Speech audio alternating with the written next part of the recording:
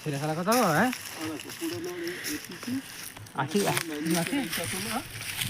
Hi guys, আমরা পূর্ব বর্ধমানে জামালপুর থানার এটা কোন জায়গা? কাঠুরিয়া পাড়ায় আদি যে পুরনো শিব মন্দির, যেটা যখন বন্যা হয়েছিল এখানে 20 সালে বন্যার আগে এই মন্দিরটা এখানে ছিল।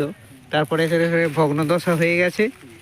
হ্যাঁ, এবং এই সাঁতরা গোষ্ঠীর যে মন্দির, সেই মন্দির এত বছর আগে এখনও প্রায় ভগ্নদশায় এইটুকু রয়ে গেছে।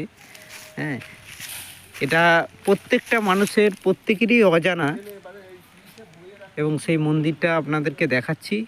এই মন্দিরটা দেখুন, এই মন্দিরের প্রচুর মাহাত্ম্য আছে। আমি পুরোপুরি মাহাত্ম্যটা আমি জানি না, তবুও আমি তুলে ধরছি।